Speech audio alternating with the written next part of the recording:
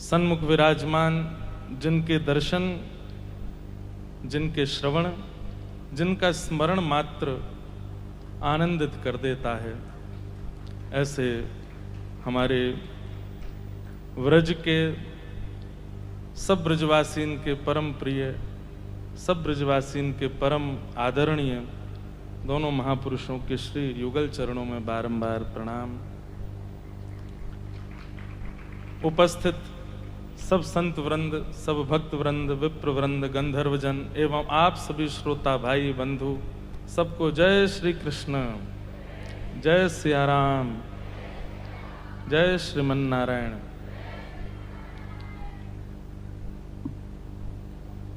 ठाकुर जी की परम कृपा भई और पूज्य महाराज जी तो मानो जैसे हस्ताक्षर कर गए हैं बात पे कि आज तो सदगुरुदेव भगवान की कृपा भई है, आज गुरु कृपा भई है।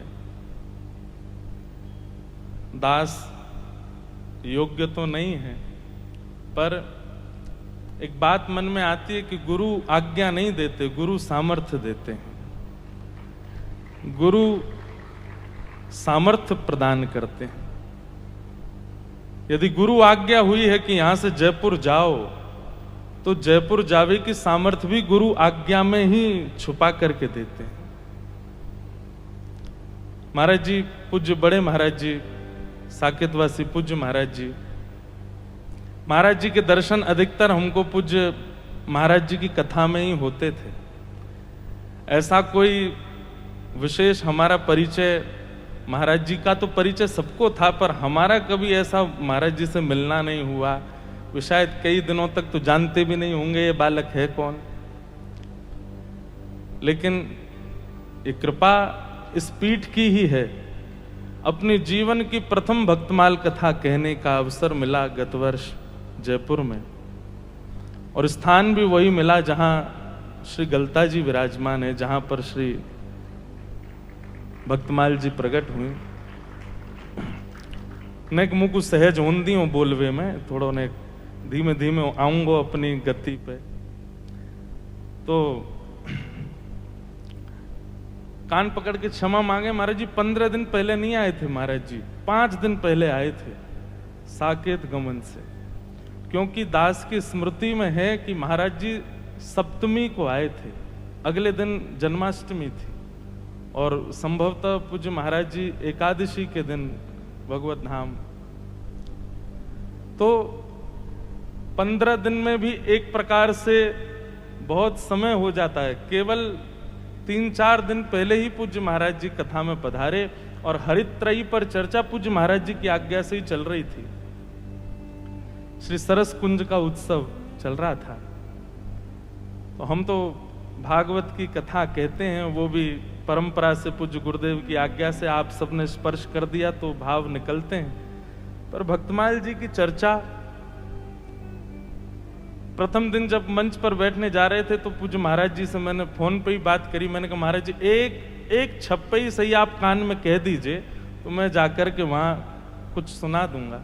तो महाराज जी ने भी आसुधीर उद्योत कृत रसिक छाप हरिदास की, स्वामी जी की जो छप्पे है वो महाराज जी ने कान में कह दी। मैंने कहा है गए हम गुरुमुख, अब आपने सामर्थ्य दे दिया, अब तो बेड़ा पार है जाएगा, नैया पार कर ही लेंगे अपनी। तो स्वामी जी का ही प्रसंग चल रहा था महाराज जी, और तभी पूज्य महाराज जी का आगमन हुआ, और आगमन भय तो महाराज जी बस कुर्सी पर बैठ करके श्रवण कर रहे थे। और उस दिन, क्योंकि अब आगे चर्चा बढ़ेगी, तो मैं एक बात पहले ही कह दूं, हमारे ब्रजमंडल के स्वामी श्री हरदास जी महाराज और हमारे जानकीनाथ जी के कृपा पात्रन के लिए श्री अग्रदास जी महाराज, ये दोनों समान हैं। जिस प्रकार हमारी श्री प्रिया प्रियतम की रसकेली में प्रमुख नाम श्री स्वामी हरदास जी को है, ऐसे ही श्री जानकीनाथ जी की जो निवृत्त निकुंज की रसकेली है, वहां में अग्र अली श्री अग्रदास जी महाराज। जैसे वहां हमारी श्री प्रिया जी के अति प्रिय श्री स्वामी जी हैं, ललिता जी हैं, वैसे ही यहां श्री जानकी जी के अति प्रिय श्री अग्रदास जी हैं। तो महाराज जी बैठे और जब श्री ललिता जी को प्रसंग सुन रहे हैं, स्वामी श्री हरदास जी की लीला सुन रहे हैं, तो बस थोड़ी देर मैं तो महाराज जी संकोच मारे संतन को देखूं कमूं, बोलता ही रहूं कि कहीं त्रुटि भई और इनने कहीं भाव ऐसा बनाया तो मैं तो भूल और जाऊंगा। थोड़ा सा मैंने दृष्टि करके देखो तो महाराज जी अपलक नेत्रों से, और नेत्रों से थोड़े, महाराज जी चश्मा पहनते तो वहां में से अश्रुबिंद दृष्टि पड़ी मेरी। और फिर महाराज जी को कोई कीर्तन प्रारंभ हुआ तब उठे, नहीं बैठे रहे सुन रहे, और बस व्यासपीठ के आगे से जाते जाते बोले, आज तो लाला रस में छक गए, आज तो लाला रस में आनंद भयो। एक बार ये रस प्रवाह श्री जानकी नाथ जी के चरणन में होना चाहिए। कथा के मध्य में ही, विश्राम नहीं हुई कथा, और बस महाराज जी कहकर के ऐसा वहां से प्रस्थान किए। और एकादशी पर तो समाचार प्राप्त हो गया कि महाराज जी साकेत धाम प्रस्थान कर गए। एक बात निश्चित हो गई आज कि गुरु चरणों में बार बार जाने से या बार बार उनकी दृष्टि के सामने आने से ही उनकी कृपा होगी, ऐसा संभव नहीं है। गुरु दृष्टि, यदि आचार्यों की दृष्टि एक बार भी पड़ गई संपूर्ण जीवन में, तो भी कृपा है जाएगी। हम इतना महाराज जी के सन्मुख नहीं जा पाए, ये हमारा दुर्भाग्य। लेकिन जब गए तो ऐसी कृपा प्रकट भई, ऐसी अनुग्रह महाराज जी ने कियो।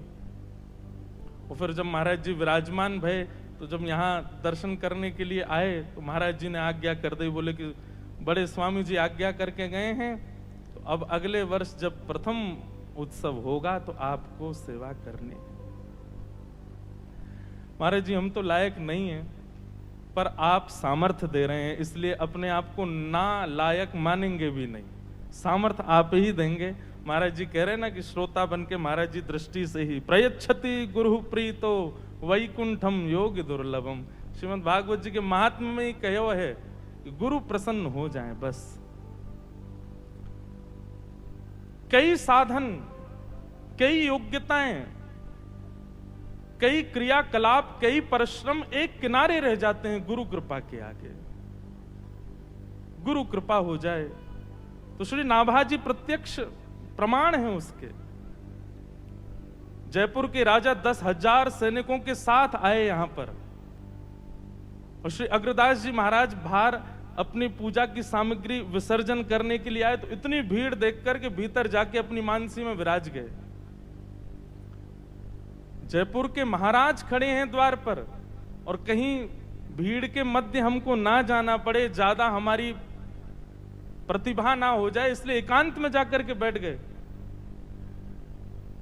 और यही भाव स्वामी श्री हरदास जी के भाव में आता है, नृपति द्वार थाड़े रहें। वही भाव महाराज जी ऐसा लगे कि ये एक ही भाव हैं दोनों के। आज तो मेरे मन में भाव भी आ रहे हो, क्योंकि थोड़ी थोड़ी मैं भाव पढ़ रहे हूं, महाराज जी की कथा सुनूं, श्री अग्रदास जी को चरित्र कैसा है। स्वामी श्री हरिदास जी से मिलन भी भयो वृंदावन में। और आज सवेरे सवेरे हमारे गोरीलाल कुंज वाले महाराज जी आए, तो मैंने महाराज जी से कही, मैंने महाराज जी तब अग्रदास जी वृंदावन गए, आज स्वामी जी यहाँ रेवासा धाम पधारे हैं, और ये दोनों मिलन है रहे हो है। राजा के बार बार प्रार्थना करने पर श्री नाभाजी गए हैं देखने के लिए गुरुदेव को, कि भाई द्वार पर राजा खड़े हो, 10,000 सैनिकों के साथ प्रणाम करने आया है। तब श्री अग्रदास जी के नेत्रों में अविरल अश्रुधार, बस नित्य केली का चिंतन करके आनंदित हो रहे हैं। अनुनय विनय करके तब केवल राजा को भीतर बुलायो, तो श्री नाभाजी 10 केला लेके आए हैं प्रसादी देने के लिए। तो अग्रदास जी ने आज्ञा कर दी कि 10-10 केला सब सैनिकों को दो। 10,000 सैनिक हैं। हमने तो वाणी जी पढ़ी, महाराज जी आपने आज प्रदान की, वही में ही पढ़ो कि 10-10 केला 10,000 सैनिकों को बांट दिए, उसके बाद भी 10 केला बच गए। ये गुरु कृपा नहीं है तो क्या है। आज जी महाराज की ऐसी कृपा भई, श्री नाभाजी पर भक्त चरित्र लिख दिए। और वहां में भी मैं तो महाराज जी बहुत आनंदित है जाऊं, रोंगटे खड़े हो जाएं कि श्री नाभा जी के चिंतन में जो आते जा रहे हैं नाभा जी उनको वर्णन कर रहे हैं। तब व्यथित हुए श्री नाभा जी, क्यों? वृंदावन के रसिक नहीं आए चित्त में।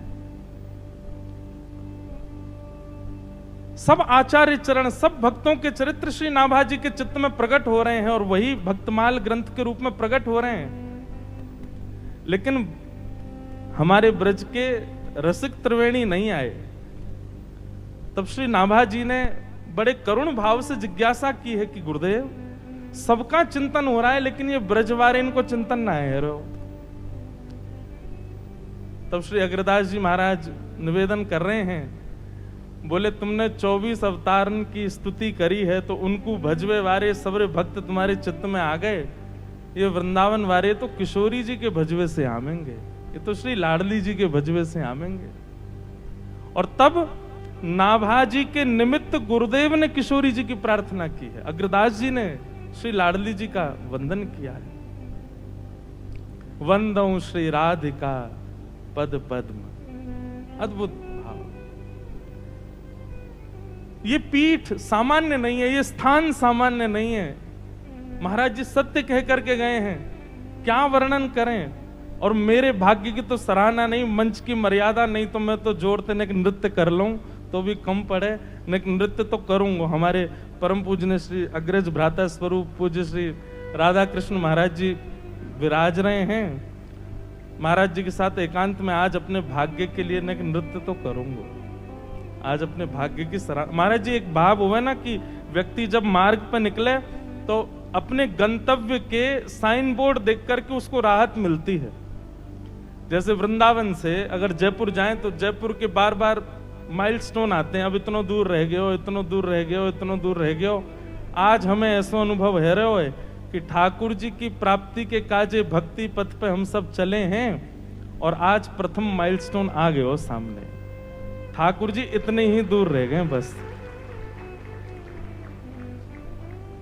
ये कथा करनो, यहां बैठ करके आपके मध्य कुछ कहनो, और मैं अनुमति चाहूंगा कि बस मैं अपने ब्रजवासी भाव से, अपने प्रेम भाव से स्वतंत्र रूप से बस यहां जानकी नाथ जी की सेवा कर चलूं,